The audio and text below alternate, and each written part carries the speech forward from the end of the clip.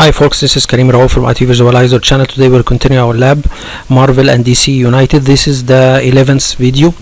In the previous video I have been discussing a couple of things. First of all, we have created our first domain controller in the DC Comics domain, and then we have already created the users, the groups, the computers, Active Directory objects. All of this has been created using the PowerShell scripts, and then we begin configuring different group policies to be applied to different organizational units in this domain. For example, there is a group policy for the users to block a USB and DVD, and there is another group policy to open the USB and DVD. This is for certain Active Directory security group.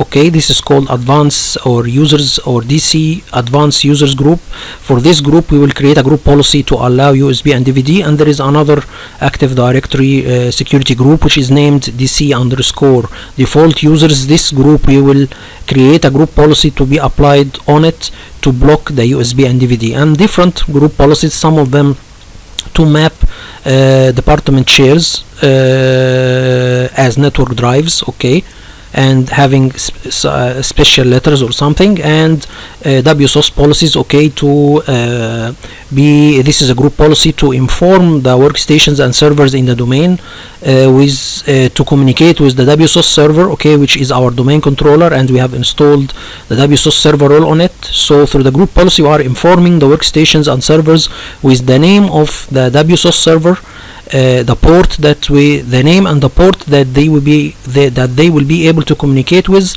to get their system updates, okay, and some other group policies. We have discussed it in the previous video. And then after finishing our first domain controller, we have created, as I said before, the users, the groups, the group members, the computers, the group policies. We have created all of it, and then we began creating our second Azure virtual machine to be the second domain controller, and also it will be a file server and DNS server and Wsos server, which is for it represents Windows Server Update Service. This is this role, as I said before, it is a central location where all of the Windows operating or all the Windows updates are stored on this central location, and then it is distributed to the different workstations and servers.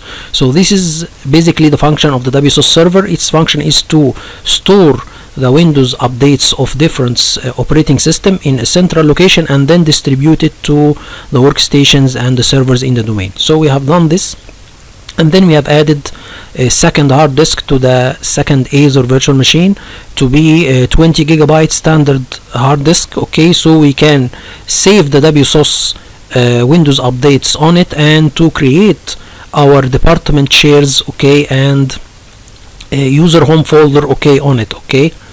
So this we have been as I said before, we have attached a second hard disk to the second Azure virtual machine, and it's 20 gigabyte standard hard disk. This is different than the premium hard disk, and it's less cost, so it will not cost us something on the Azure, because everything on the Azure cloud is for a certain cost. So the normal hard disk, its cost is less compared to the premium SSD or a normal SSD. And then we have installed the Active Directory domain services on our second Azure virtual machine, and then we promote this a second Azure virtual machine to be a domain controller, and we have put it in something called availability zone. We have put the first domain controller and the second domain controller in something called in Azure availability set zone. When you put anything in this zone, you are saying to Microsoft, or you are informing Microsoft, that you need at least one of these servers to be up and running no matter what. So if there is any maintenance plans concerning Microsoft maintaining their data center region servers or something, you need to you are informing Microsoft by putting your two domain controllers in this availability set zone that you need at least one of them to be up and running. So when Microsoft make any maintenance plan, it should take care that at least one of the virtual machines to be up and running on one of their servers. So if they are making a maintenance plan to 5 or 6 servers in the region or the data center, you need to make sure that at least the Azure or the Azure virtual machine should be on one of these servers that doesn't have any maintenance plan, or at least they distribute the first domain controller on one server and the second domain controller on one server. So if they are making plan for one of the servers, the other server will be up and running. Okay, so we have discussed this before, and then as I said before, the DNS servers will be distributed, or it will be taken from the Azure Virtual Network configuration. When you configure for the first time the Azure Virtual Network or the DC Comics, or where we have been creating the DC Virtual Network, we have assigned, or we have entered two DNS servers IP in this Azure Virtual Network configuration. So any virtual machine created under this Azure Virtual Network, the DNS servers will be distributed automatically to them from, or it will be driven from the Azure Virtual Network configuration. Okay, and then we have, when we were creating the second Azure virtual machine, that will be a second domain controller, we have allowed RTP protocol on firewall, so we can be able to use the remote desktop connection to connect to this Azure virtual machine. And then we have created a custom console, and then we have added the DNS, Active Directory users and computers, group policy management, event viewer, computer management, Wins consoles in it. So basically a custom console, it is a way that you can combine a lot of consoles in one place. So if you need, for example, to configure DNS, you need to open a window that contains the DNS console and then begin working on it. And then if you need to work with something in the Active Directory, you need to open another window that contains the console for the Active Directory. And then if you need also to configure something in the group policy management, you need to open a third window that contains the console for the group policy management, and so on. So if we are counting this, we have 1, 2, 3, 4, 5, 6, 7, 8. You will have 8 windows open, and with 8 consoles. So this is a lot of windows opened and a lot of distraction. So we will combine all of these 8 windows in one window.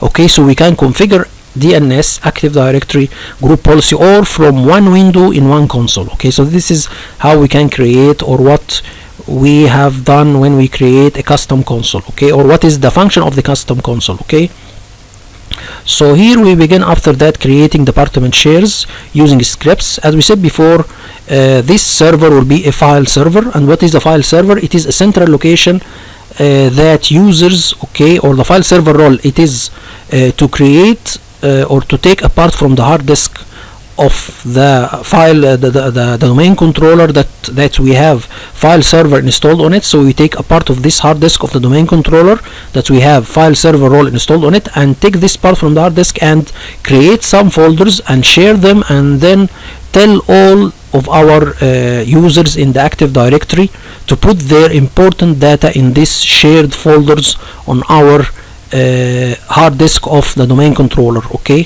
which is, as I said before, we have file server installed on it. So this is basically what is the function of the file server. And we have created department shares using scripts, and then we have created we put some permissions on this shared folders. So we need specific departments to be able to put their data on specific folders that we have shared. For example, if we take a part of the hard disk of the file server, and then we have created, for example, four folders, and then we share the 4 folders, we need every folder a specific department to put their data on it. So we need certain permissions to be put on these folders. Okay, so this is done using something called SMB share permissions. Also, these are done using a PowerShell script. And then we also have another kind of permission. It's called NTFS permissions. This is also to control which department or which users will be able to put their data on the shared folder or the shared folders. Why we do 2 kind of permissions on the same folder? It's something, as I said before, like making a safe with 2 keys. It is more secure. Okay, and at the end we created something called home user folder share. This is something any Active Directory user will have a part, or will take a part of the hard disk of the file server and put his personal data on it. So we have two kinds of shares. We have a department share, so a certain department can put their documents on this shared folder on the file server, okay, and then there is a personal share that every Active Directory user will put his personal data on it. So this is called home user folder share, and this is also created using a PowerShell script. We have discussed this also before in the previous video. And at the end we have a group policy to map the department shares to be as network shares or network mapped shares, okay, and every network mapped shares will be given a certain letter, okay, it will be letter M, for example, and so and so.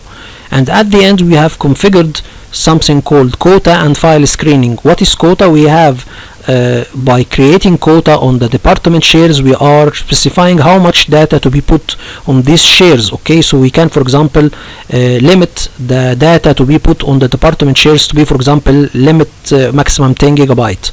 And for the user home folder also, or the personal share for the user, we can also limit it to a certain gigabytes, okay.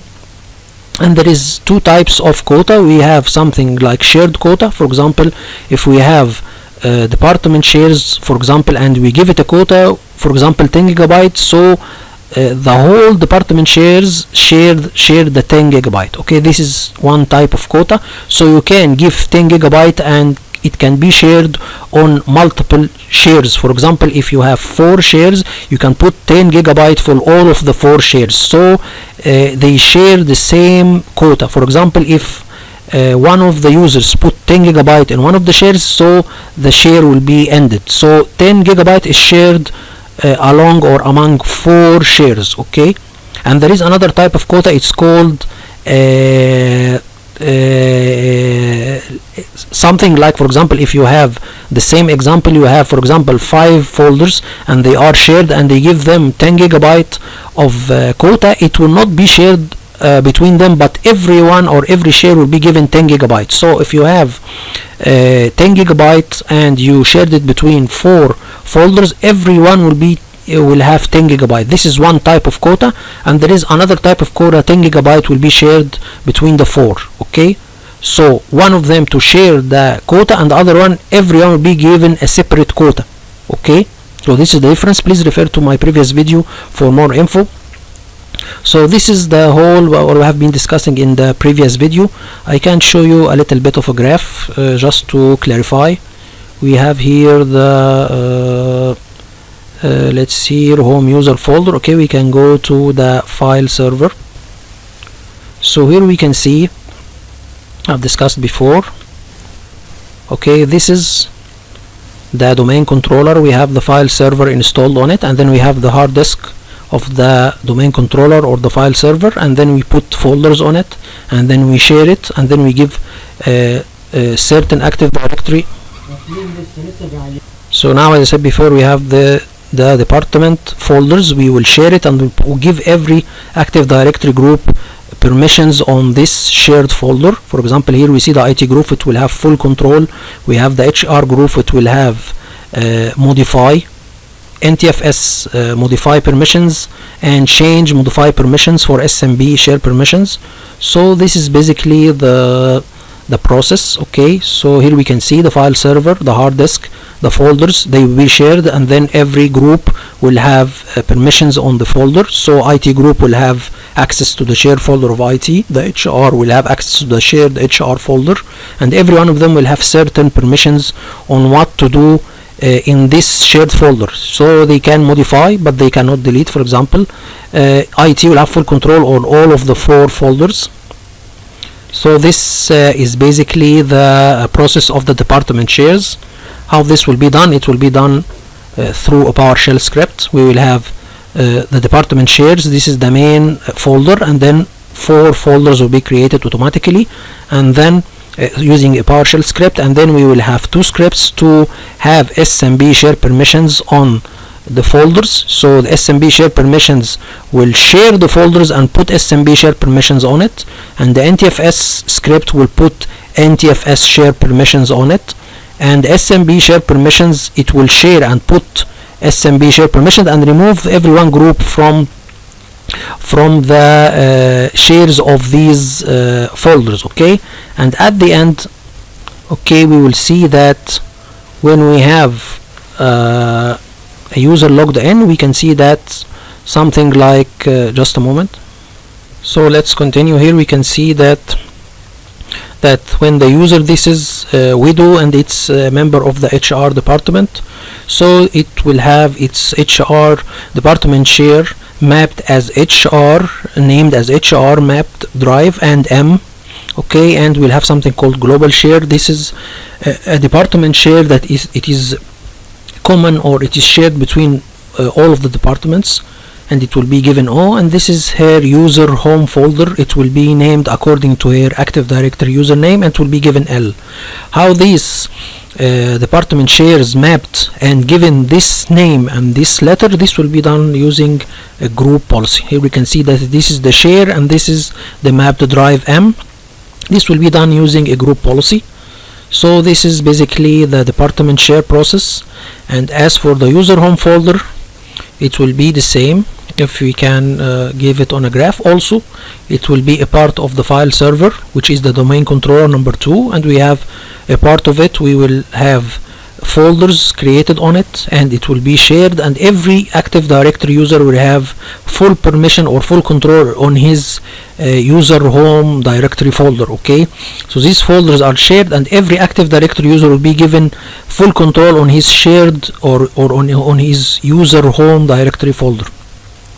So also this will be done. Okay, and then we will run 2 scripts to give them SMB share permissions and NTFS share permissions. So every user will be given full control on his folder.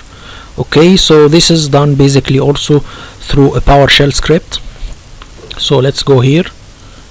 So here we will have a folder. Okay, this is the main folder that contains all of the user home folder home folder directory. Okay, so this is the folder they will be creating using a script. The script will create the folders and give every Active Directory user specific rights to his folder. For example, Keraof, this is the Active Directory username. He will have full control and will map his share folder as an L drive. Every user will have his certain permissions on his folder. So Vision will have full control on Vision folder, Wdo will have full control on Wdo folder, Altron will have full control on his folder. All this will be done using a script. After making the script, if we go to the Active Directory properties, we can see that in the home folder section they will see that it will be L, and this is the name of the folder. And at the end we can see the same example, that here Wdo, she logs in, we'll see her department shares, and this her user home folder share. It will be called Wdo and it will be given L. So this is basically what we have been discussing in the previous video. In this video we'll be discussing how to make a VPN between, or something called virtual network peering between the Marvel domain and the DC Comics domain. So here you can see the graph. This is the way we will discuss in this lab, that we will have something called network peering. After doing this, users or PCs from this domain can access shares on PCs in this domain. For example, if there is a share on the Marvel domain, if there is share in the Marvel domain, DC Comics can access this share, and the opposite, if there is share on the DC Comics domain, the Marvel users can access it. Okay, or the admins, okay, they can communicate with each other, okay, using the virtual network peering. It's something like VPN. We can have a small graph here, or something like virtual Azure Virtual Network Peering. It is something like VPN, but internally it is done between the Azure regions. Okay,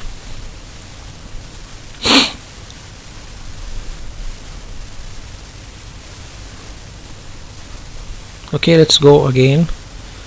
What is Azure Network Peering? Okay, enables you to seamlessly connect networks in Azure Virtual Network. So if you have two Azure Virtual Networks, we have one for the Marvel domain and one for the DC Comics domain. So this is a way that you can enable seamlessly connect networks in Azure Virtual Network. The virtual network appears as one for connectivity purposes, like traffic between virtual machines in the same traffic allowed or Wso. So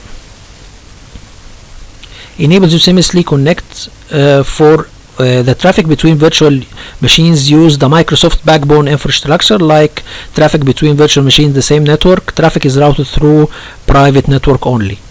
Okay.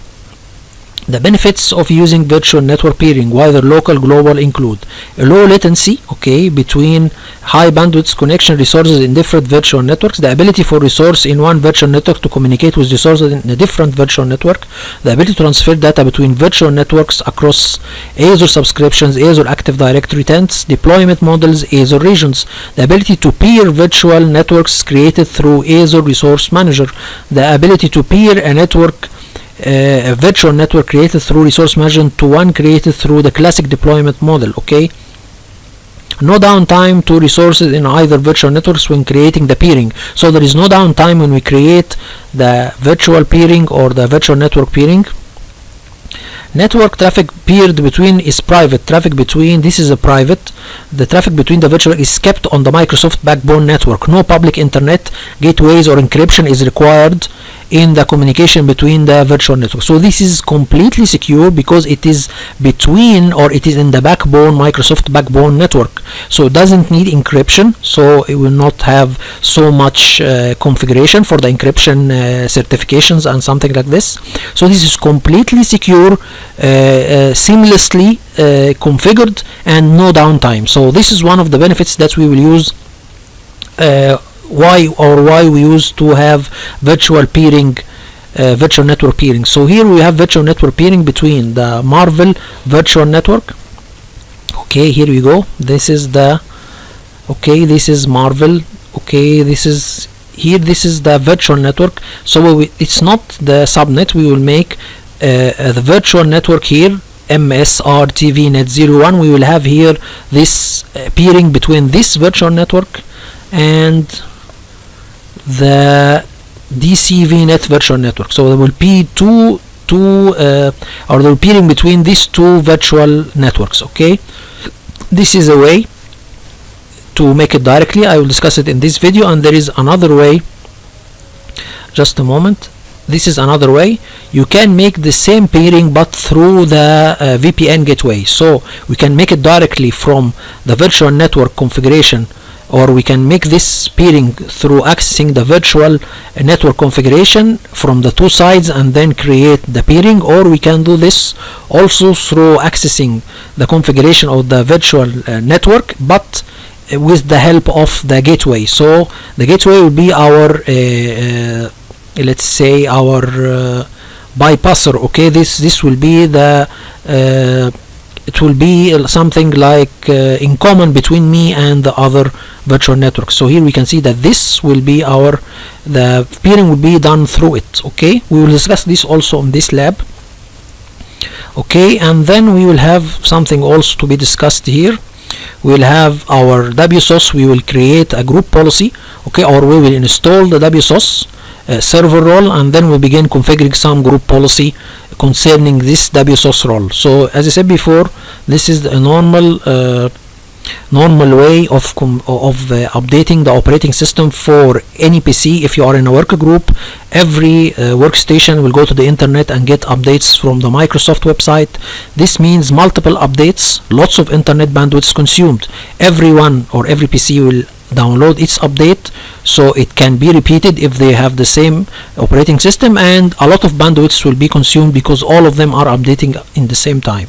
But in a domain, we will only have one central location. The server will go to the internet, will get all of the updates, will save it to its hard disk, and then the workstations and the servers will communicate with the Wsos server to get their updates. So he will go to the hard disk and then he will publish, or we will push the updates to the servers and workstations. Okay, This is means one centralized location, one download session, okay, and less bandwidth consumed, because this is 4 workstations used or 4 PCs used, so the consume of the internet will be more, and we can make the server to download the update at midnight when the users are not working. Okay, so this is basically the Wsos function. It is a central location where you store Windows updates for operating system and distribute them to the workstation and server.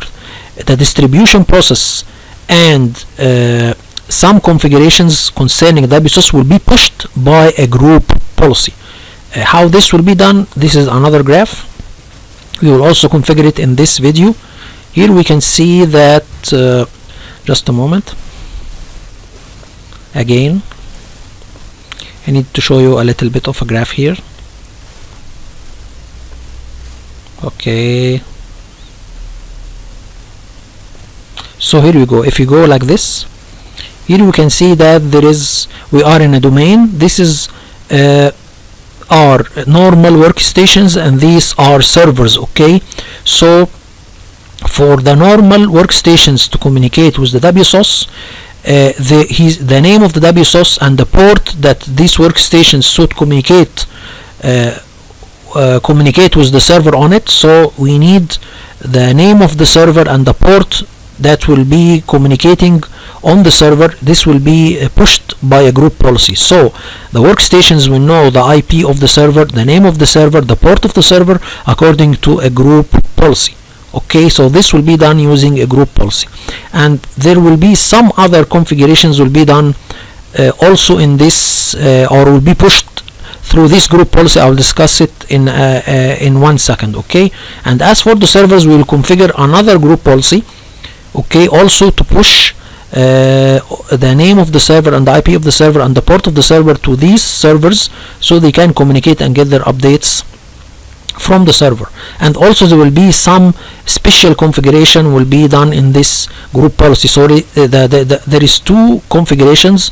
There is a Wsos configuration for the workstations and there is a Wsos configuration for the servers. The common between them is that they will push the IP of the server, the name of the server, through the group policy. So this is the common between the 2 group policies. Okay, they will push the IP and the name of the server through these 2 group policies, but there is some differences between them. I will discuss now in a moment, but we need to first know what is the process of the updating. First of all, the workstation will communicate with the Wsos server, so it will find some updates. Okay, it will, for example, here we can see that it says that some updates are available. It will, this after communicating with the Wsos. Okay, so let's consider this to be the group policy, or okay, do not consider this in a domain. This is in a normal situation when you have work group. So if you in a work group, you as a user will open your Windows and then go to Windows Update and then initiate a Windows Update session. So it will communicate with the server of Microsoft and get some updates and tell you to click to download, and then you need to click to install, and then at the end you need to click to restart. All of this will be done from the user side. Okay, so the user should manually, if you can see here from here, the user manually download and install and restart the workstation or PC in a work group or single PC scenario. This will be done in a work group scenario. But what if we are in a domain? So let's consider this when we are talking about a normal PC, not a server. Okay, so let's go here.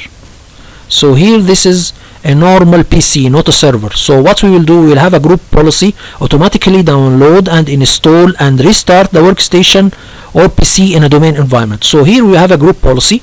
Okay, it will go and download the update automatically for the user, it will install the update automatically for the user, and it will restart the PC automatically for the user. All of this will be done through using or configuring a Wsos group policy and link them to the organizational units of the workstations in our domain. This will be done through a group policy. Okay, as for the servers, we will have a different scenario. The servers, it's a little bit critical, and it contains some services that should be up and running 24/7. So you need to take care when you restart the server, because some updates needs a restart. So you need to take care not to leave the process of the restart, okay, and even the installation to be done automatically.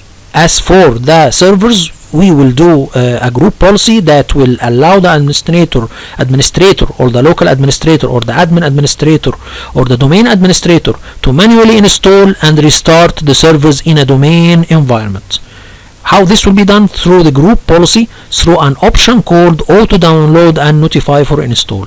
This option automatically begins downloading updates and then notifies a logged on administrator user prior to installing the updates. So this is an option in the Wsos server policy. It will auto download the updates only, and it will leave the installation and the restart for the administrator or the admin administrator or the domain admin administrator. So it will only download the update and will leave the installation and the restart for the domain admin. This only the group policy, it will be linked and configured to the server's organizational unit. This will be for the servers only, because as I said before, the servers should be up and running, and any restart in the servers should be planned and should be notified to the users, because they maybe have some thing to work on the server. Especially it is a file server, the users are working on their department shares or something like this, or a finance application or any of or so and so. So this is for the servers. As for the workstations, there is another option, as I said before, a group policy. The group policy will choose an option called auto download and schedule the install. So this group policy, it will download, install and restart the server automatically for the user by choosing auto download and schedule the install. Okay, so we have two different group policies that will be applied to different organizational units. So these two organizational units will be for the workstations of the domain, and the other organization unit will be for the servers. And as I said before, the servers should be up and running 24/7. Any downtime or any interruption in the process of the service should be planned and notified to the users. So the install of the updates and the restart should be done by the domain admin, and this is a best practice.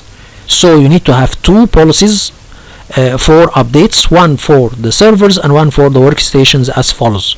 So at the end, this is the process. We will, after configuring Wsos, we will configure the Wsos server policy and the Wsos workstation policy. Okay, I will show you a little bit of a graph. Here we can see that there is an option called configure automatic updates. This will be done on the server. It's auto download and notify for install. This is the option that we will have on the server, or Wsos server policy, and this will be done, the other one, option number 4, auto download and schedule for install. So this auto download and notify for install, this auto download and schedule for install. The difference is here would download and install automatically, and here it would download and stop until you install it manually. Okay, and at the end, this is specify intranet Microsoft. This is the group policy that we will put in it the name of the server, the IP of the server, the port that we can communicate with the Wsos server on it. So this also we will discuss in this video, and at the end also we will discuss in this video the Azure VPN. Okay, we will make a point to site VPN. The first thing, or the first one that I have been talking about, it's called virtual network peering. This is something like VPN site to site. It is linking two destinations through a VPN. For example, if you have your main office in a place and you need to make a VPN or link it to the other branches, so this is called a VPN site to site. So you link your branch office with your branch office with your main office. This is called VPN site to site. So this we have discussed in the beginning of the video. This is in Azure called Azure Virtual Peering. Okay, this is an option available for Azure. Okay, this you can link site to site, okay, or a region to a region, or a Microsoft virtual network to a Microsoft virtual network, okay. There is another kind of VPN, it's called VPN point to site. So for example, if you are working at home and this PC it is in Cairo and you need to access your workstation in US, so you need to make a special connection so you can get to your workstation in US, okay. So this connection is called a VPN point to site. This connection should be encrypted, okay, and should be secured so you can work without without worrying about any hacks that will happen. How this will be done, I have discussed this in a previous video, but let's revise it again. Here we can see that we will go to the Azure, this is my laptop, and go to the Azure portal page, and then we will go to the Azure Gateway configurable item, okay. Here we will have our VPN subnet, and then this is the VPN IP range. This is the gateway subnet, and this is the VPN IP range, okay. So everyone that will use or will connect or will make a VPN point to site connection, he will be taken an IP range from this IP range, okay. So anyway, we will have our VPN gateway. So we have two things, the gateway subnet and the gateway VPN IP range, okay. So this will be done from the configuration of the Azure Gateway configurable item. We will go to the point. Here this is the gateway, and then we'll go to point to site configuration, and then we will begin putting the VPN IP address pool range, okay, and then we'll use the encryption type, okay. Here we can see that a small description. A VPN gateway is a specific type of virtual gateway that is used to send encrypted traffic, okay, between an Azure virtual network and an on-premise location. Like here I am my laptop in Cairo, this is an on-premise location, and the virtual network, this is for example the Marvel virtual network or the DC Comics virtual network. So okay, this will be done through the public internet, okay. You can also use a VPN gateway to send encrypted data between Azure virtual networks, okay, over the Microsoft network. So you can use the virtual network peering, okay, to send data between two virtual networks, okay, in the Microsoft backbone network, or you can use a VPN gateway also to send encrypted data between Azure virtual networks over the Microsoft network. The differences between the virtual peering or virtual network peering and the VPN gateway, it's that the virtual network peering, it's not encrypted, but it is a private network, and it doesn't need encryption because it will be only within the network of Microsoft backbone or the Microsoft backbone network. But you can have an encrypted connection between two Microsoft Azure virtual networks using a VPN gateway. So you can encrypt it, okay. So you can use the virtual network peering or the VPN gateway. So for this encryption to be done, or to encrypt the connection between my Azure virtual network and my on-premises location, here my laptop, so that to have an encrypted session between my laptop and my Azure virtual network, this will be done using something called a certificate, okay. So I will go to my laptop, and then we'll run a certain PowerShell script. This will initiate or will create something called self-root certificate. This will be an encryption key, okay, that will be put in the Azure virtual network. This is one encryption key, will be on the Azure virtual network, and I will have another virtual key or another encryption. So this is an encryption key will be done or will be put on the Azure virtual network, and we have a second encryption key that will be put on my laptop. So when these two keys are combined, the connection will be established, okay. So here we can see that this is the second thing. Here is my laptop, the PowerShell, and we will create the client certificate. So we have the self-root certificate. This will be put on the Azure gateway configuration configurable item. We will see that in the video, and the other key will be put on my laptop. So we have two keys, one with the server and one with my client. When these two are combined, the connection and verified, the connection will be established. So after making the self-root certificate, we will export it, and then we will open it by the notepad, and this will be the key that we will copy and put it in the Microsoft Azure Gateway configurable item. I will show you all a little bit of a graph. Here we will copy this key, and then we will go to the Azure portal page, and then we will go to the Azure Gateway configuration item. We will go here, okay, and put the root certificate. We will name it a name and put the key that we have copied from here and put it here, okay. And after that we will download a VPN client, and we should choose the tunnel type to be IKEv2 and STTP. If you choose OpenVPN, it will not work. I have tried this before.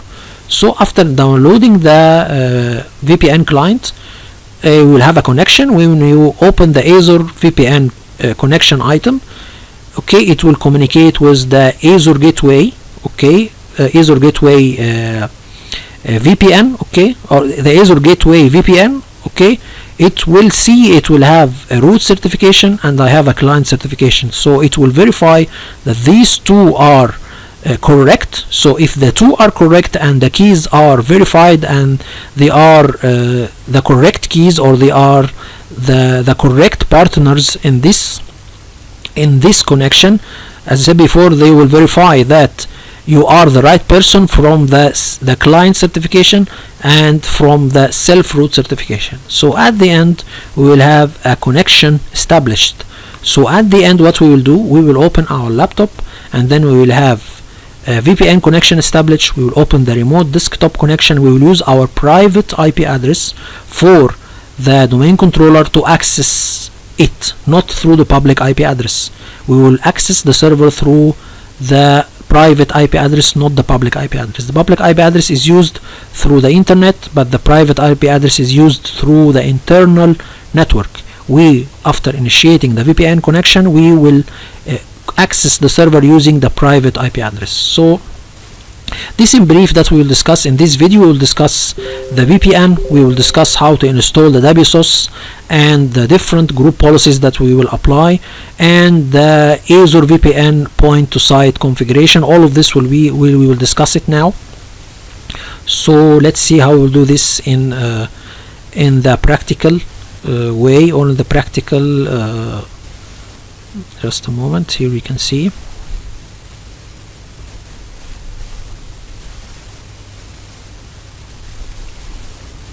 So here we will begin. The first thing that we will do, we will create a virtual network peering, okay. So we can link the two virtual networks, the DC Comics domain and the Marvel domain, through making peers between the two virtual networks. So this is the virtual network of the DC Comics domain. It's called DC VNet, okay, peering, and then we will begin add.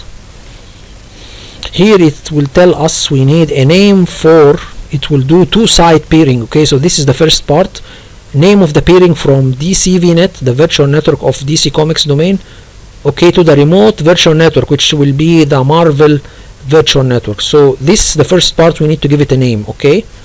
Okay, and then here will virtual network deployment model, we will leave resource manager as a default, okay. This is the first part.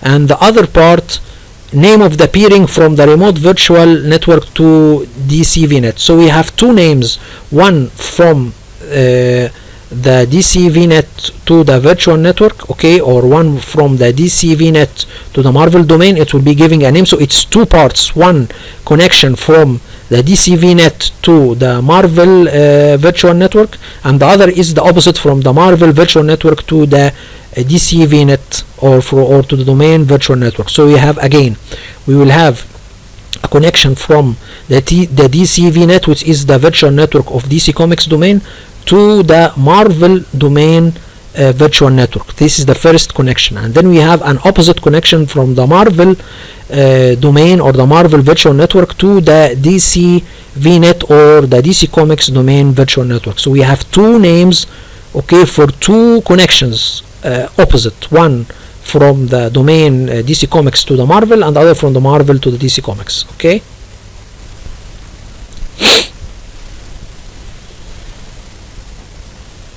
So we name it here DC, okay, Marvel domain, DC Marvel domain, DCDM peer, and then we will choose the virtual network that we need to go and pair with it. It will be the Marvel domain. So here this is the name of the pairing, and we need to link it to, or we need to link the DCV net to the Marvel network, and then we will have another part, okay, which is the Microsoft, or it is the Marvel domain DC pair. So we have two parts, okay, and then at the end we can see here that we have an option to configure gateway transit setting. Here we will use the gateway. If you need to use the VPN gateway to make the virtual network pairing, you can use this, and I have shown you all this in the video, okay, and we will leave the default selection as it is. Here I have mistaken and configured these two, but this is I think this is a little bit dangerous, so do not enable it until you know what it is used for exactly, okay. You can leave everything as it is, and we can add this after we finish configuring the virtual network peering and creating VPN gateways in both domains. We will use this option after that, but now I am making a virtual network peering and I don't have gateways installed, okay. Take that in mind. I am making virtual network peering and I don't have any VPN gateway, neither in Marvel domain nor in DC Comics domain, okay. Take that as a note, okay.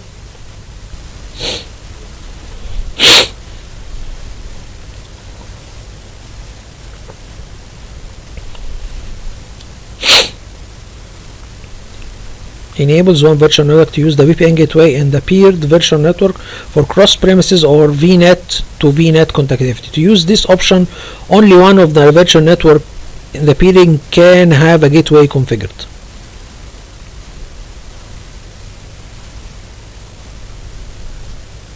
Only one can have, so you need to have only one of them to have a gateway. So if both have gateways, so the graph is not correct. You cannot have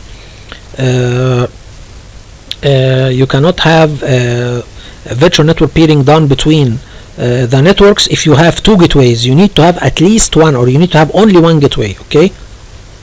So if you have two gateways, then you will not be able to do a virtual network peering across them, okay. But if you have only one gateway, you can do this, okay. So the graph was not correct. I need to rectify it. So he is saying here, just a moment, let me go to the graph. We'll go here.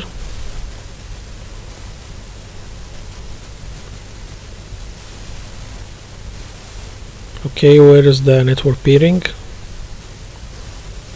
So here he is saying that you cannot make peering between the two virtual networks if you have two gateways. So you need to only have one gateway, so this will not work. If you have two gateways, this peering across the gateway will not work. So if you want to have virtual network peering across a gateway, you need to have only one gateway, okay. So the gateway, we will go here, or the peering will go here to the gateway, and then it will go to the virtual network directly from here. Anyway, you need to have only one gateway installed, okay. So let's continue.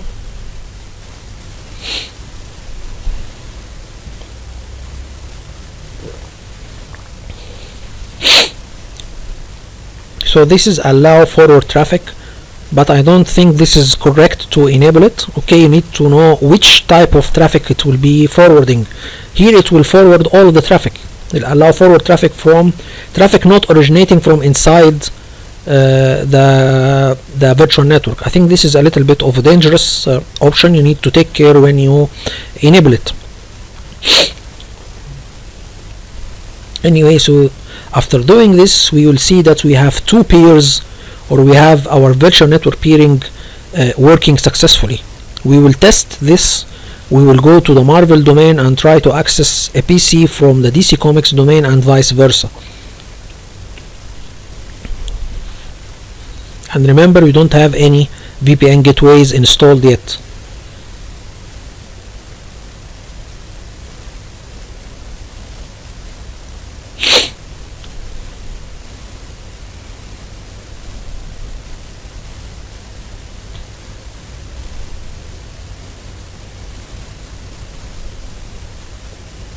And by the way, I think the virtual network peering it's more less costly, I think, and doesn't need more configuration. So now we can see here that from the peering section in the DC Comics virtual network, it is already there. And if we go to the Marvel virtual network, which is MS TVNet 01, and go to the peering, we can see here also that the peering it is enabled. Okay, so here we have successfully make a peering or network peering connection between the two Microsoft virtual networks. We need to test this and to see if we can access some resources from both domains from inside each domain. For example, if we go to the Marvel domain and try to access resources on the DC Comics domain, and we go to the DC Comics domain and access resources on the Marvel domain. So here what we will do, let me see, I think because I have something, okay. So here we will go to the, I am on the first domain controller in the Marvel domain.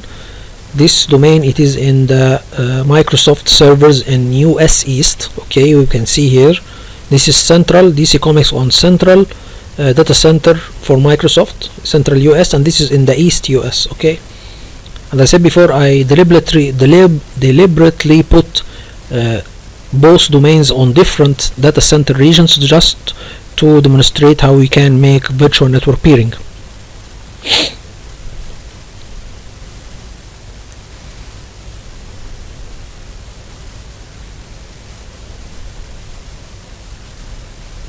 So now here I will start my second domain controller, and then we will begin testing and seeing if we can access resources on multiple or different resources from different or opposite domains. Okay, so here I try to make a trust or a domain trust between, or a forced trust between these two, but actually I didn't succeed, but I didn't need it anyway because I can access the resources. But this is critical if you need to have both users from both domains to be authenticated, or to access the domain or to join the domain from different. So if you need, example, Marvel users to join the domain of DC Comics, you need to have a trust to be done. Anyway, I will not, didn't succeed, so I'll just pass it anyway. So here what we will do, just a moment, here we can see that here I tried, here this is the Marvel domain and this is the IP of the DC Comics second domain controller. I can ping, okay, I can ping here 10.0.1.5 this Marvel second domain controller. Its IP is 192.168.1.4. so they are two different networks, but I can ping, okay, now I can ping the DC Comics domain, and then I will try to, first of all I will make a configuration IP config so I can show you all that it's different network. I have it 192.168.1.4. so now I am pinging the first domain controller in the DC Comics domain. So as you can see, I have, this is two different networks, but after making the virtual network peering I can ping both of them, okay, vice versa. And now I will try to access the first domain controller in DC Comics, try to access any folders on the first domain controller in DC Comics domain. Okay, here I didn't succeed with the name, but when I put the IP address, okay, let's show you all here. This is the IP address of the first domain controller in the DC Comics domain, and then here I can see that I can access shares on the DC Comics domain. So this means that the virtual network peering succeeded. I can now access resources on the DC Comics domain without having a VPN gateway created between both virtual networks. This is only done through making virtual network peering. Anyway, I will just bypass this, okay, because this is not a process. Again, sorry.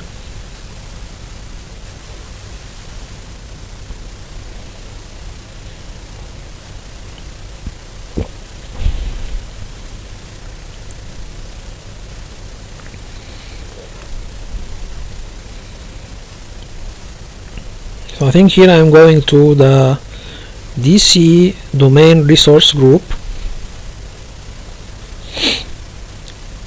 and then we will go to the DC Comics Virtual Network,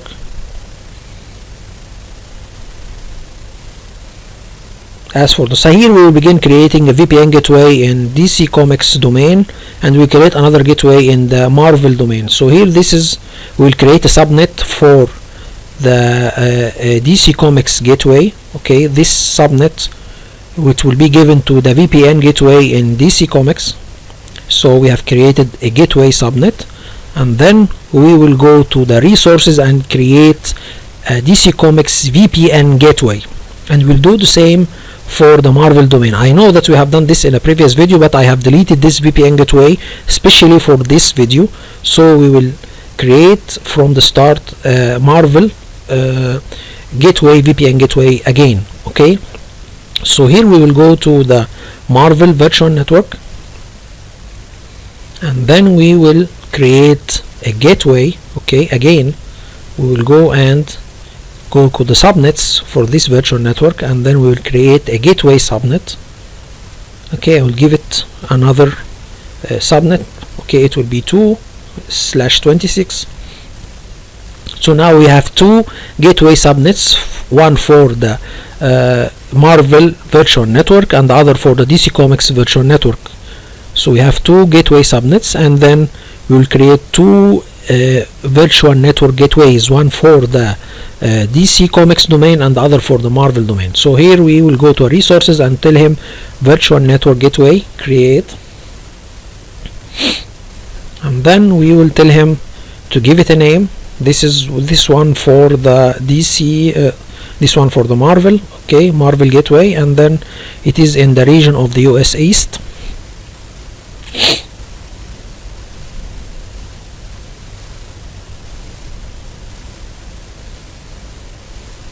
Okay, US East.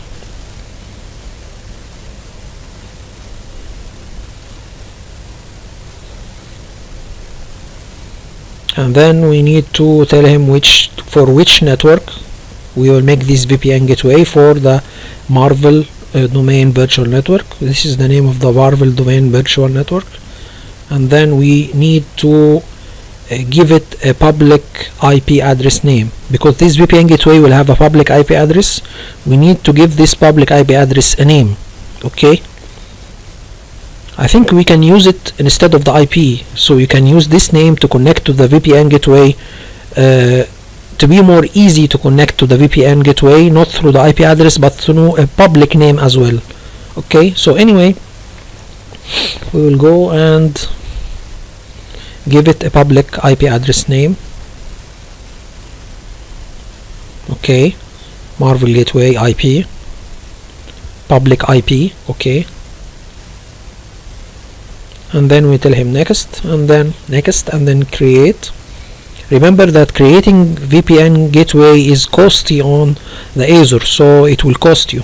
Anyway, well, this is much cheaper, or I think, or I don't know if it will be the same cost if you have every virtual network in virtual machine in Azure to have a public IP address. This will be much costly. Okay.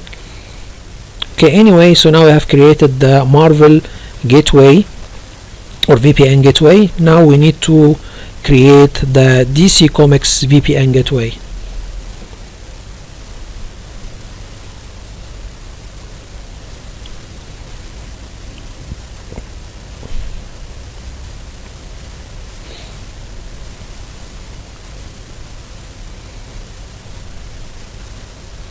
So virtual network gateway,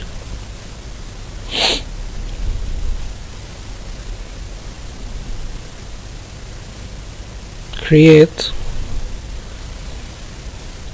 and then we'll give it a name.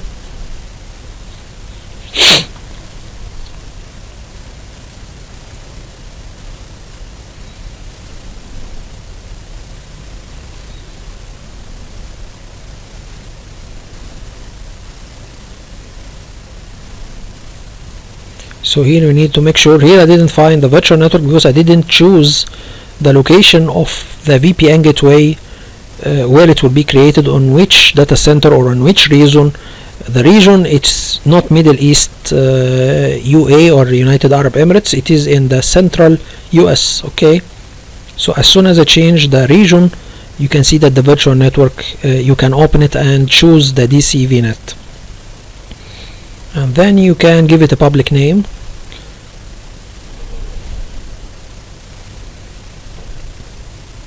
And then next, and then create.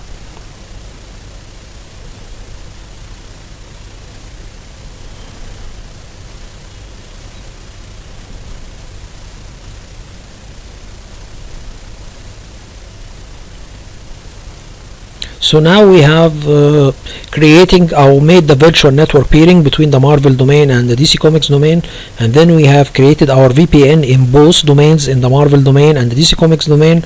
Then we need, after making the two VPN gateways, to create a point to site, okay, VPN connection to each of these domains. So I make a VPN point to site to the Marvel virtual network, and make a point VPN or VPN point to site VPN connection to the DC Comics virtual network. So we have two, okay, DC Comics or Marvel VPN connection and DC Comics VPN connection. We will do this, as I said before. We need to create two, as the VPN will have the connection encrypted, so we need to have two encryption keys, one on the Azure cloud and one with the client or with your laptop that you will use. So we'll create two encryption keys, one for the Azure and one for the laptop of mine that I need to make the VPN point to site connection from. Okay, so here I'm changing the name because I will use the same script two times. First, to create a self-root certificate for the Azure Marvel Virtual Network or the Azure Marvel VPN Gateway, and then we need to make another self-root certificate for the DC Comics VPN Gateway.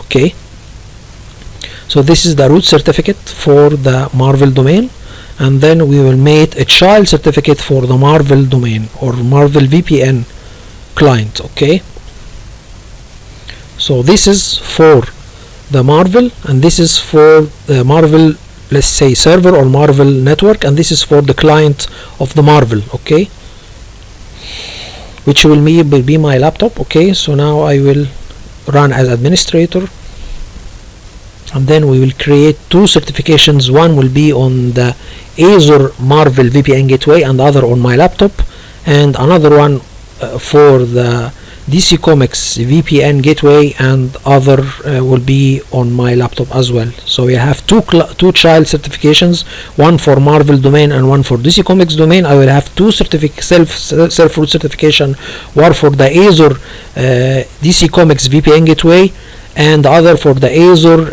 Marvel VPN Gateway. Okay, so now we will see if the certifications is created. We will open a custom console, and then we will add the certification console. Okay, it will be for the user account, and tell him okay. In the certifications under the personal, we can see that we have now two certifications, one for the Marvel or one Marvel VPN root or Marvel VPN self-root or self-certificate root, and the other for the child certificate. Okay, now I will create, first I need here to export the Marvel self-root certification.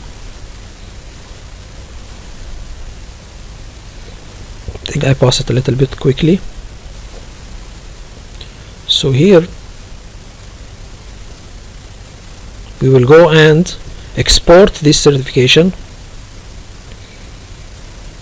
Okay, this is the encryption key for the Azure Marvel VPN Gateway server side. Okay, let's consider it as a server side and the client side. So then we need to put this certification on the Azure VPN Gateway Marvel side or Marvel network side. So that in a moment, here is the encryption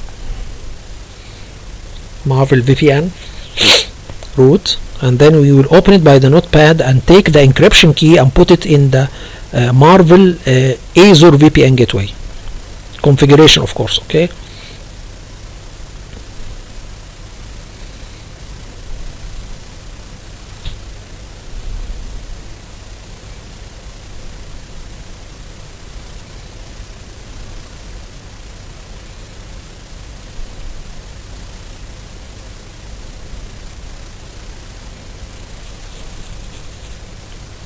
so now I will open two tabs, one for the DC VPN Gateway and the other for the Marvel VPN Gateway. So now we will open the Marvel self-root certification or Marvel VPN self-root certification.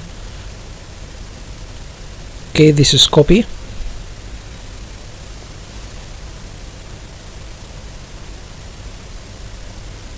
And then we will go to the Marvel, and then we'll go to the gateway of Marvel.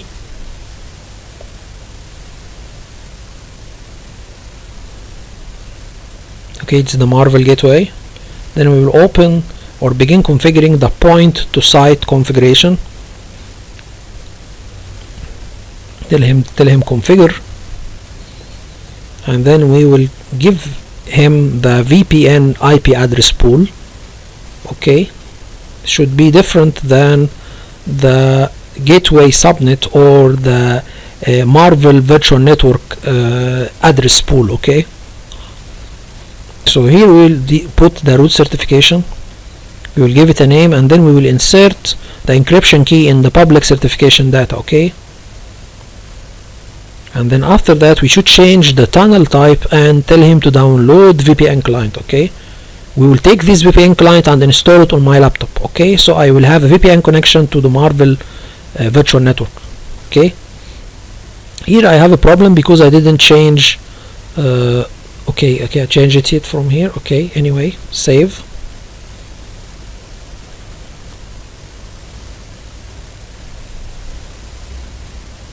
Then we need to change the tunnel type because I tried the VPN, OpenVPN, but it didn't work for me. So I need to pass it real quickly for you guys because it didn't succeed. Okay, so this didn't work. I tried a lot of things, but at the end it didn't succeed.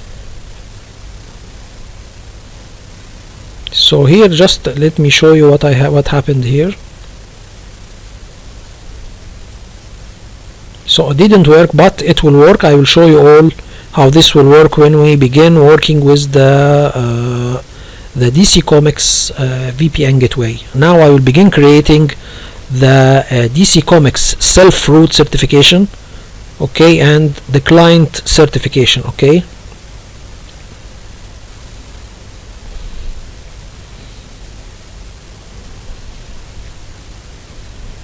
so now he will choose allow gateway transit. This, if you need to use the gateway, as I said before, to be a transit or to be in the middle between your two Microsoft virtual networks. Okay, anyway, so now we will begin creating the DC Comics self-root certification to insert it in the DC Comics VPN Gateway, and the client certification for the DC Comics VPN Gateway. Okay,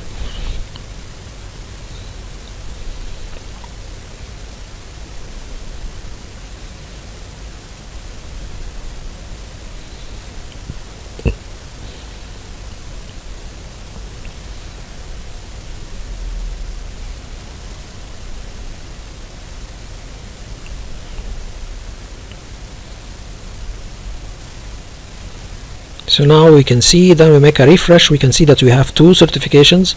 We will export the DC VPN root certification, okay, or self-root certification, and import it in the DC Comics VPN Gateway or Azure Gateway. Here we will go to the, I have two folders for every VPN.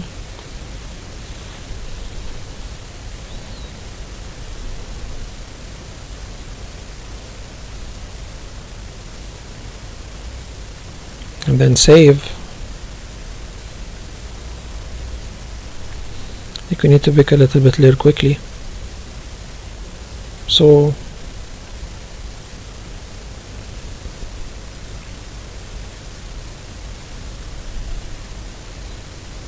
we need to go to the VPN Gateway of DC Comics, and then we will open the configuration for the VPN Gateway, and then insert the root certification in the configuration.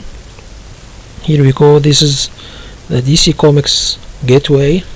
Go to point to site configuration, and then we will configure it. Here we'll put the address pool, which will be 12.0.0.0/24.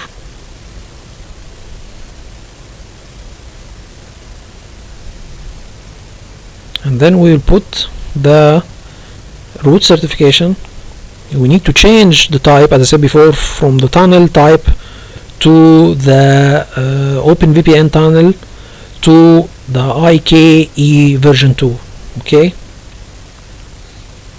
So here we will open the root certification, self root certification, and copy the encryption key.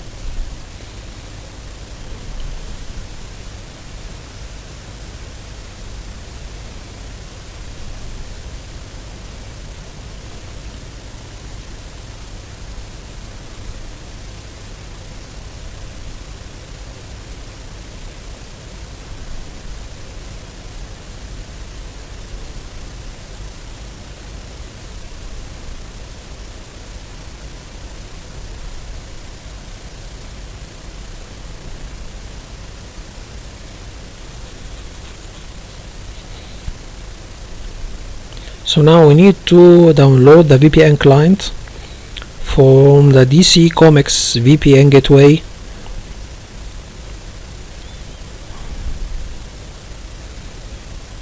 Or we can again go to the Marvel Gateway and download the correct VPN client after changing it from Open VLS, okay, to IKE, okay, STTP, and then save and then download the client.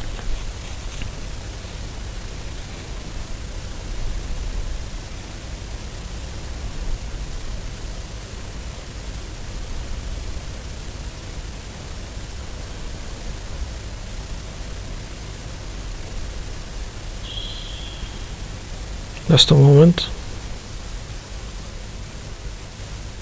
So let's continue here. We will, as I said before, we will choose. So let's continue here. We will, as I said before, we will choose the IKE v2.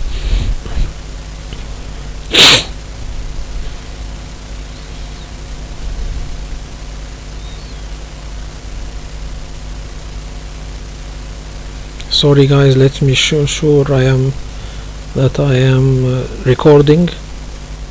Okay, I am. So here we have downloaded it's downloaded as a zip file. We will extract this zip file, then we will open it, and then we will have I have my operating system as Windows 64-bit system operating system, VPN Client setup.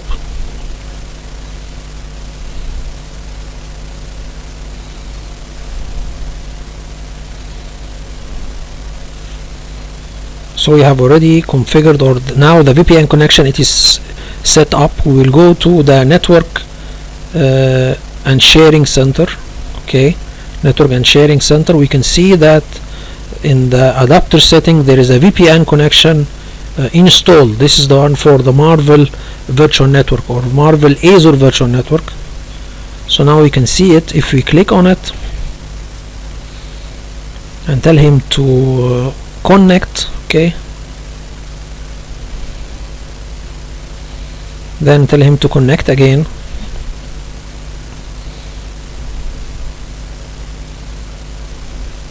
Okay, there is a couple of drop of this VPN connection. It was dropped a couple of times, but it worked at the end.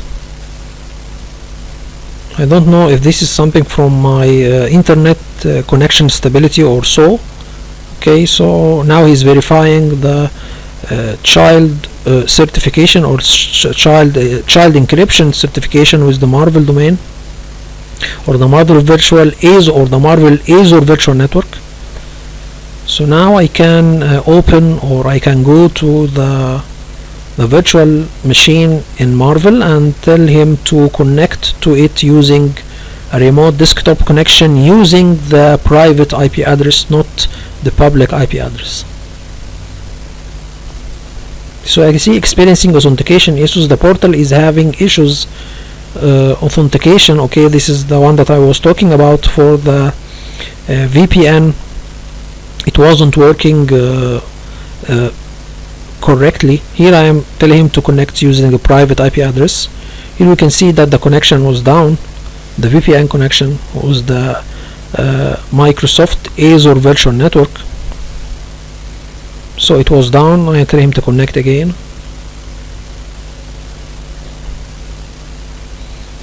Okay, I tell him to connect.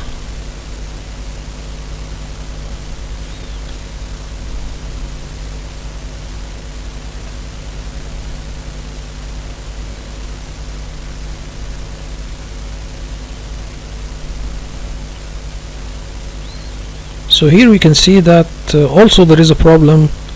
I think it was a problem with my internet connection, because I succeed in after importing or after creating a DC Comics VPN client connection on my desktop. It worked already at the end, but we will see this now when we begin creating our DC Comics virtual network VPN connection. Now I try to access it through using my remote desktop connection on my laptop.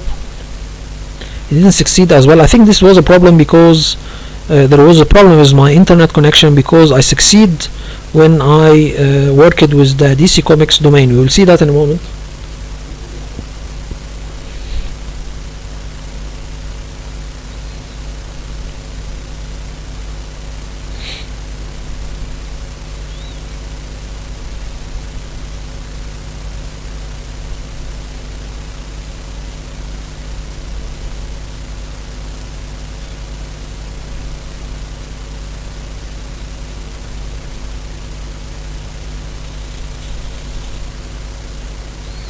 So here we will go. This is for the DC Comics Gateway. We save the configuration and then we download the VPN client.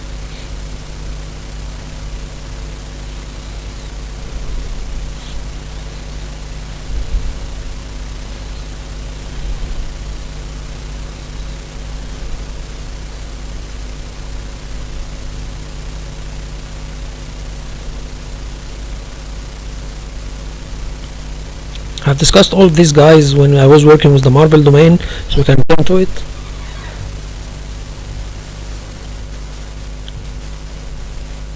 So let's continue, guys. Here we will download the VPN client and then try to connect to the Azure, or to connect to the Azure DC Comics Virtual Network.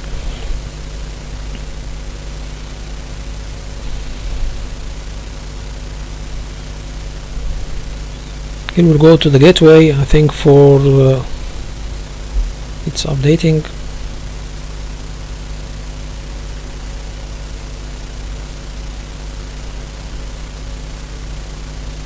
So here we go to go to the virtual network peering.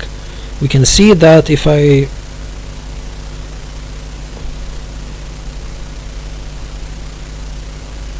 try here to choose, just a moment now, to allow gateway transit. Okay, here we go. I think I can choose it, but I don't know why I didn't choose it. We need to disable this because no, not disable. Okay, yeah, this is the allow. Okay, virtual network has a gateway peering created from this virtual network, can't enable use remote gateways. Okay, anyway, so I think it's only one gateway, because remote gateway need to communicate with the other gateway anyway. So we will not enable it, or I will enable it later. Anyway, so now we will download the VPN client.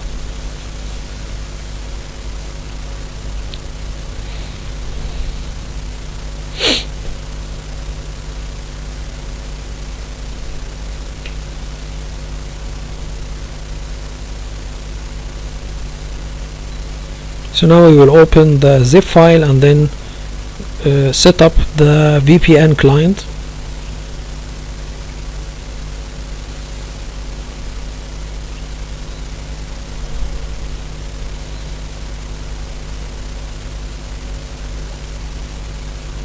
This is for the 64-bit operating system for the Windows.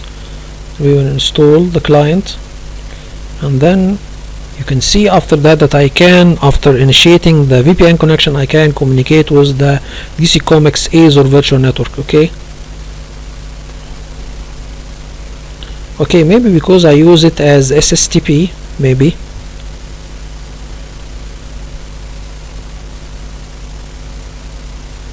So connect.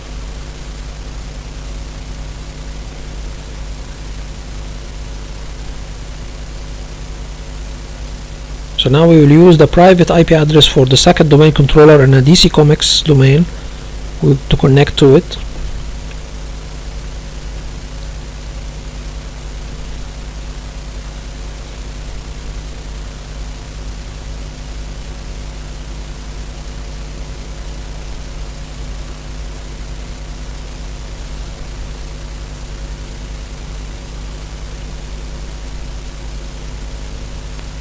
So now I'll go to the second domain controller, in the DC Comex, and then connect using the private IP address. Download the RDB file, and then tell him to allow the connection.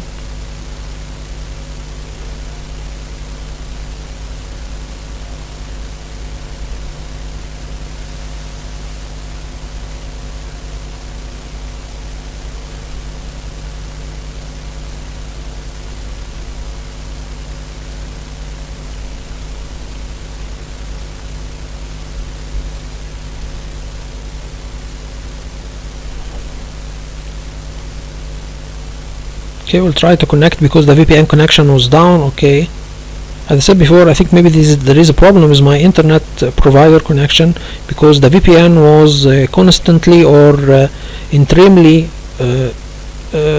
gets down.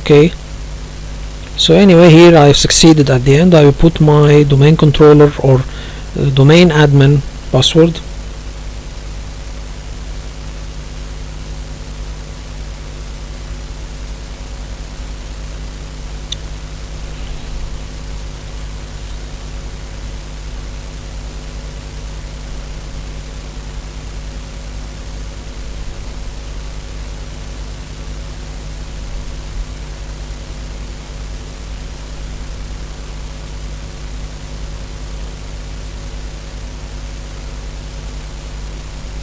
So now we have succeeded to connect remotely to the second domain controller in our DC Comex domain using the private IP address through initiating a VPN connection first. So now we will go to the second step. I will install the Wsos Server Role on both domains, the Marvel domain and the DC Comex domain, simultaneously.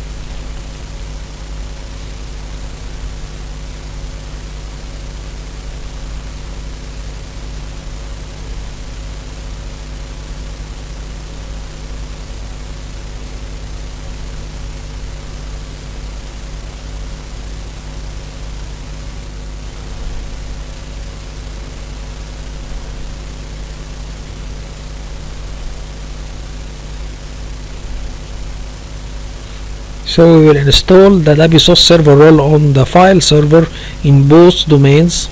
So this is Marvel 02, this is file server and the Marvel domain.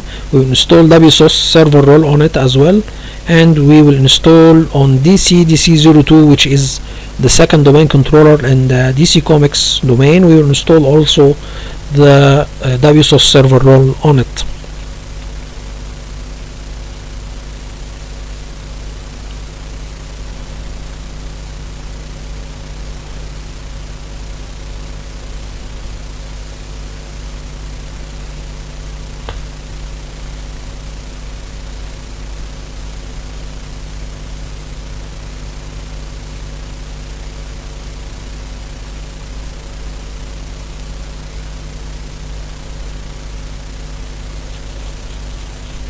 So now this is the Marvel Studio domain.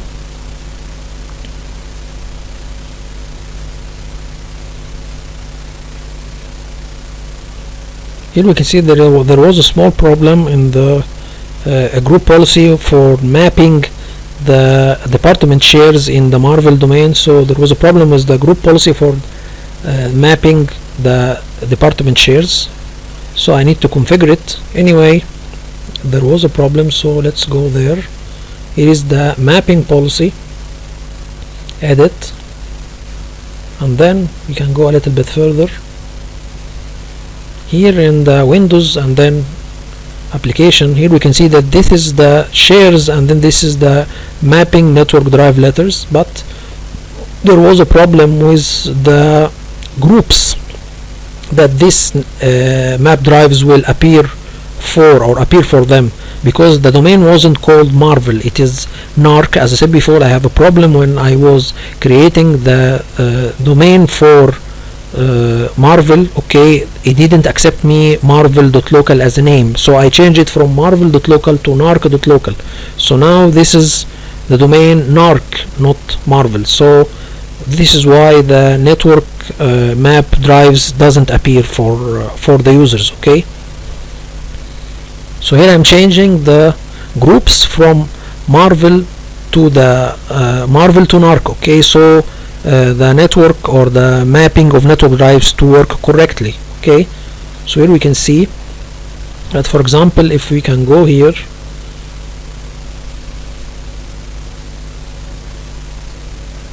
we can see that it is Marvel. This is not correct domain, it need to be narc/marvel/it. Okay,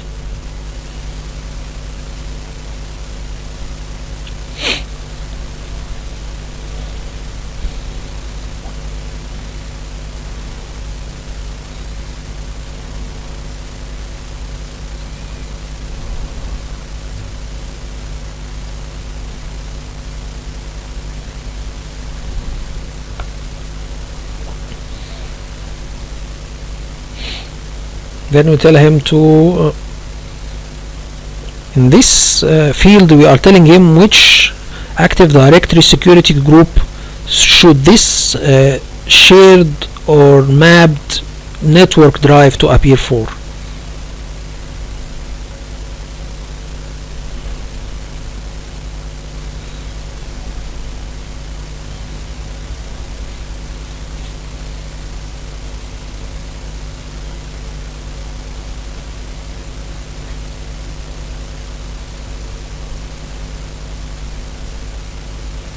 So now if I make a restart or make a group policy update, we will see that the mapped network drives will appear for me. I am in the group of IT, so I need to have my IT department share appearing for me, and the global share, which is common, or it is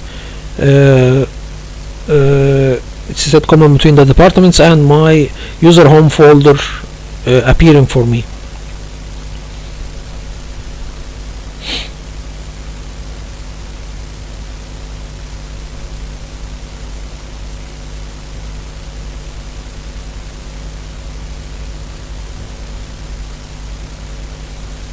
So now I access the DC Comics second domain controller.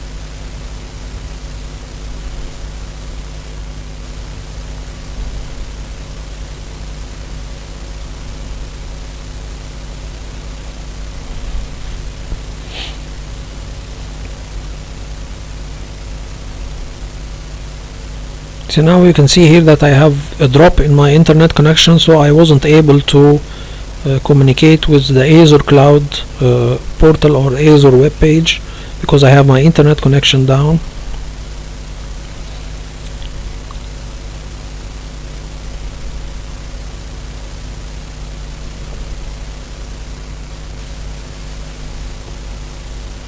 So now after retrieving the internet connection, now I try to connect to the DC Comex second domain controller.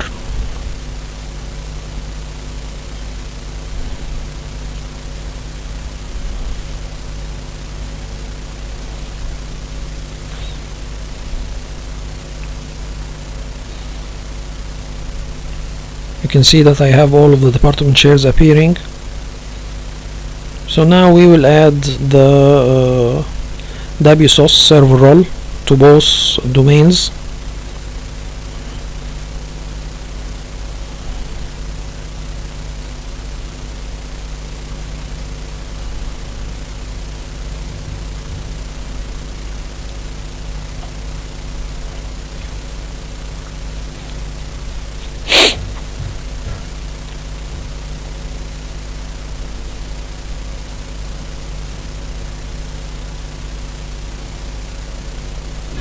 You can see that the IT folder, okay, is appearing, or the department share for the IT.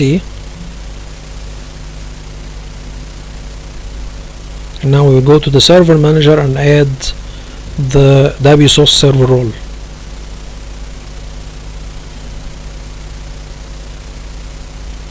I think I need to pass it real quickly. So here we'll go back.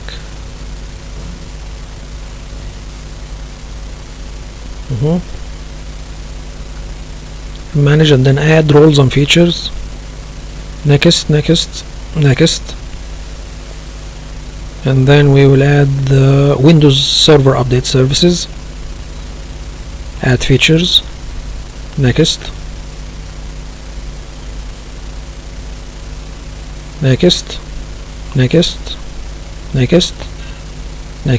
Okay, we leave the default setting, and then we tell him to put or store the updates that we will download from the Microsoft website in a folder named fwsos. So we'll create a folder on the F drive called fwsos. Here is the location that the Wsos server, or our second domain controller, will store its Windows updates in it, so it can distribute it after that to the whole network.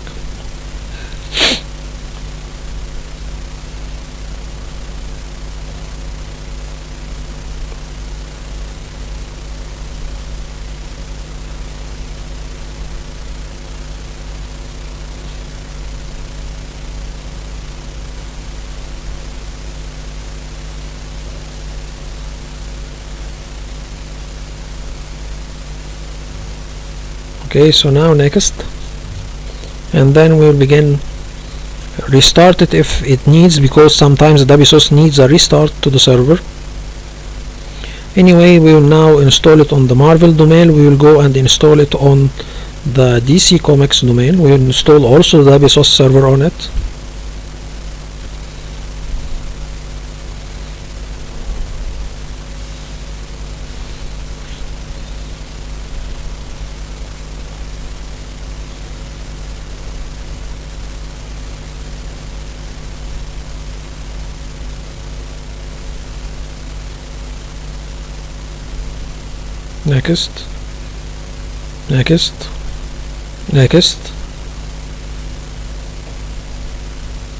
Next, we leave everything for the default, okay, and it also will be stored on the fwsos. Okay, I have already the same folder created there with the same name. Next, and then install. Restart if the destination server required this.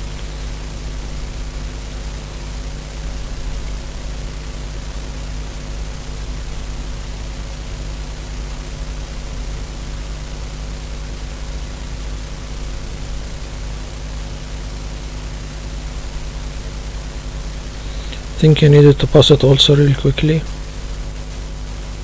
So now it's installing. And now let's go to this is the Marvel. Okay, it's still just a minute. I need to get it a little bit further here.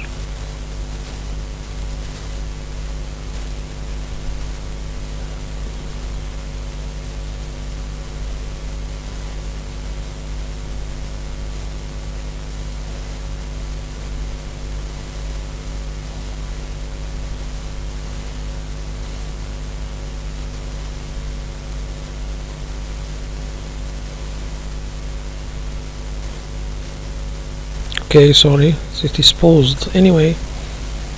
So now we will go to the second domain controller in the Marvel domain and enter him launch post configuration. It will take a little bit of time. Okay, we'll tell him at the end configuration is successful, but we need to pass it because it will take a little bit of time. Just a minute.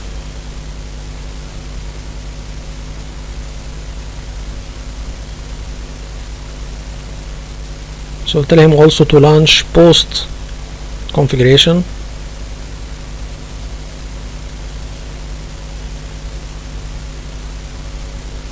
I think it's already paused. No, it is played.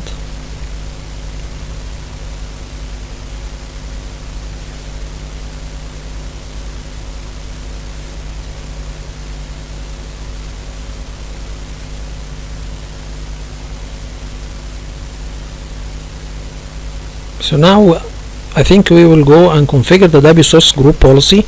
In the group policy we'll tell him the name of our Wsos server, so this will be distributed to the workstations and the servers in the both domains, DC Comics and Marvel domains. So if any workstation need to get Windows or system updates, it needs to communicate with the Wsos server, which will be which its name and IP address will be distributed to it according or with the help of the group policy. So we'll show that we see this in a moment.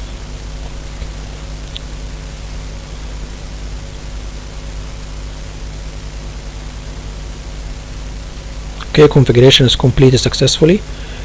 You can add the console, the Wsos console to our custom console, but I didn't do this. I prefer it as a separate console outside of my custom console. Anyway,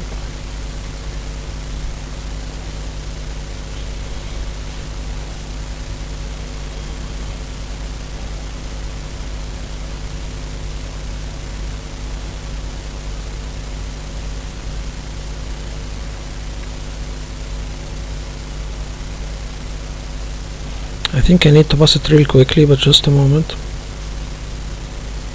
Okay.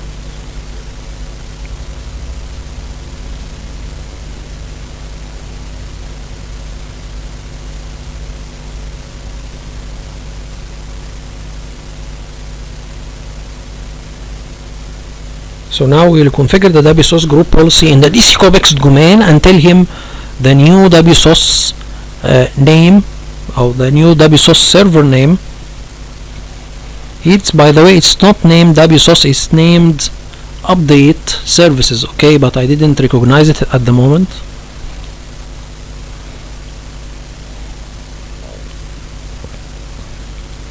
So now I'll begin the initial configuration of the Wsos server. Here I will identify what updates I need the Wsos to download from the Microsoft website, for example Windows 10, Windows Server. Okay, so I need to identify which updates I need Wsos to download from the Microsoft website.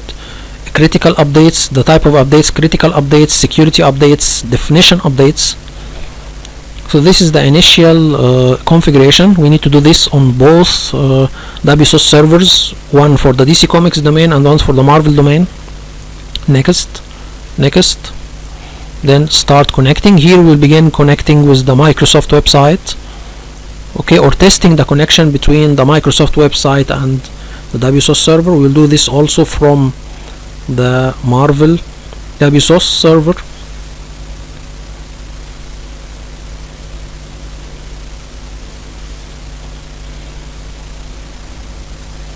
Okay, next,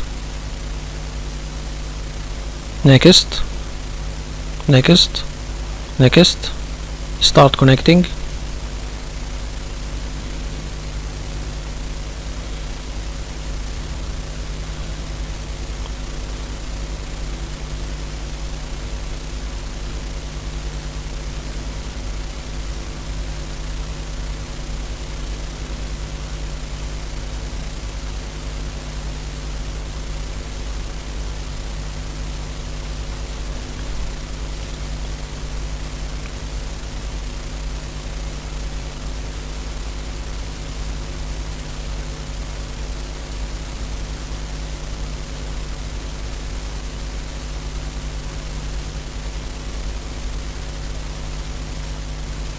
So now we'll go to the group policy of the Marvel domain, and from here we will tell him we need to distribute through this group policy the name of the Wsos server and the port that the workstations and servers should be, they should communicate through this port with the name of the server, okay, so they can be able to download the updates that they need.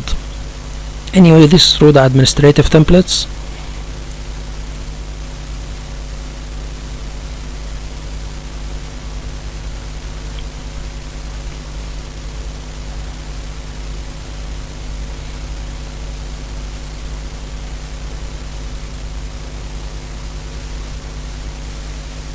I think this is for the DC Comics domain. Anyway, just a moment.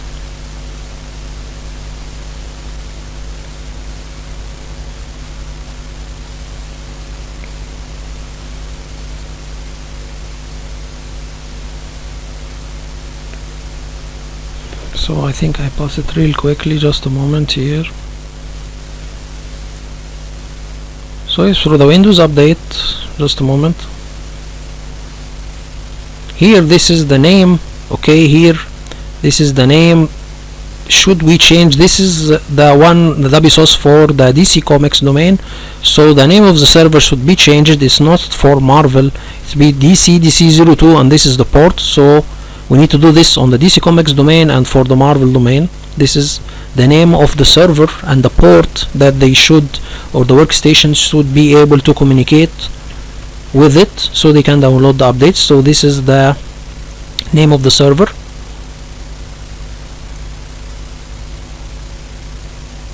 And then we should go also to the, here we will configure, this is the local group policy for the server, and from it we will tell him to, or we choose the option to auto download and notify for install, the one that I have been discussing in the beginning of the video. So the updates will be downloaded, but you as administrator will should install and restart the server by yourself. So we have configured the Wsos server name and port through the default domain policy, and as for the updates or the configuration of the automatic updates, we will configure it through the local group policy of the server. So here we will choose it, okay, just a moment. So here we tell him auto download and notify for installation, okay. So this will allow the administrator, domain administrator to install and restart the server by himself. It will not do this automatically for him, okay. This is for the servers only. As for the workstations, the download of the updates, the install of the updates, the restart of the for the computer, because of the updates, all of this will be done automatically.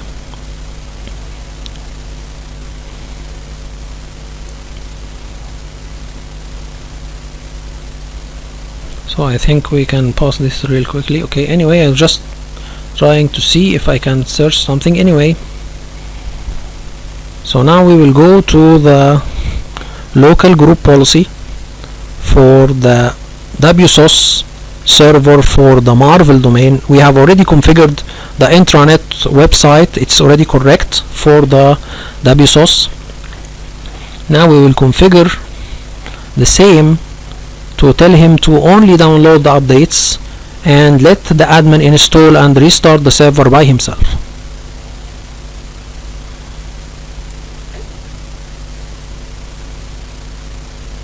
Okay, notify and download.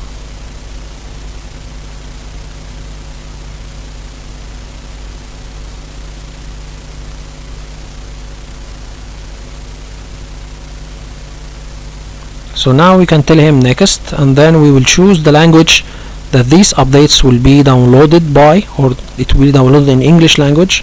And then we choose from the products that we need, or the Windows updates products, okay, that we need the Windows updates for certain products. For example, we need it for the Windows 10 because we'll install Windows 10 on the Azure virtual machines, and for the Windows Server 2019, okay, this is the one that we need to install. Okay,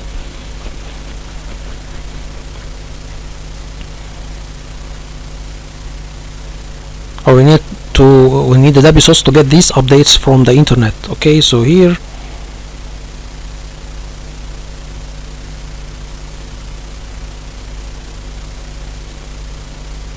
Windows 10, and then next, Windows 10 version 1903 and later,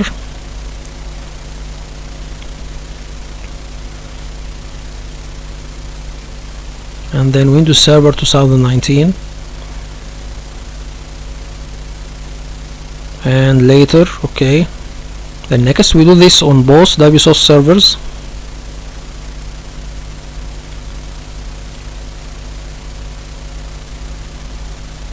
Okay, this is the type of updates that we need.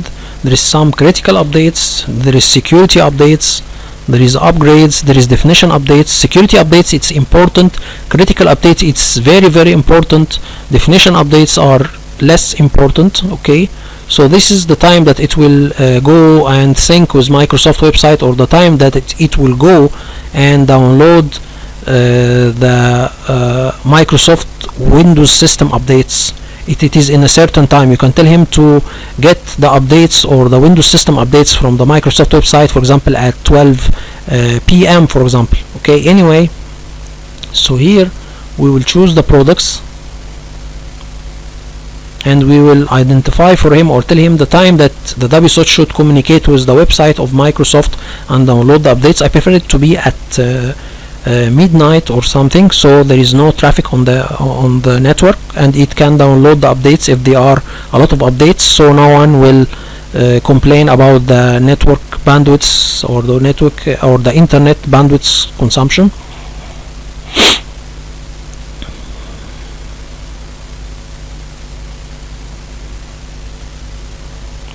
Okay, 2019, and then next, and then the type of updates, security updates and critical updates and definition updates. Sync manually. You can tell him to, for example, think manually that you will initiate or tell the Wsos manually to go now and communicate with the Microsoft website, but you can tell him to make it automatically at a certain time. Anyway, the Wsos have two types, or you can group. Here you have two things. Wsos group updates by its importance. For example, we have something called security. This is less important. We have critical, it's more important. Definition is less important. So these are groups according, or updates are grouped according to their importance, and then computers are grouped according to their type. For example, here we'll make three groups: one group for the servers, one group for the workstations, one group for the robots. So I will group my computers in these groups. So I put my servers in the work group, or I put them in a computer group called servers, and I put my workstations in a computer group called workstations, and so on. So here I can group my computers in groups. Why I do this? So for example, if I need some updates to be installed to certain computer group, for example, I need certain updates to be installed to my servers computers only, so this can be done with the help of the computer groups in the Wsos. Okay, and the same for the workstations apply also. So here, and we will make a group called test. This group we will put some computers in it to test the updates, to push the updates to it before widely applying it to our computers in the domain. Okay, so here we will have a group for our servers. So here we'll put our servers in this group, we'll put our workstation in this group. As I said before, these groups will help us to apply certain updates to certain computers. Okay, and the test, we will put some computers here as a test to test our Windows updates, because sometimes some Microsoft Windows updates are faulty and make some problems. So it is a best practice to test the updates on a couple of computers before pushing them to the rest of the computers in the domain. So here we are making, as I said before, computer groups. Okay, servers, and then we'll make test.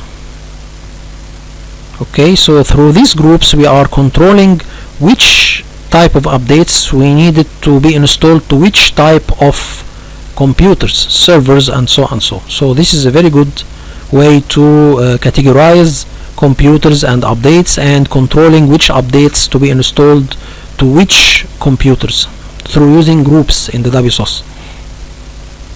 So here I'll just pin the console to the taskbar. I can put it in the custom console by adding a snap in or snapshot.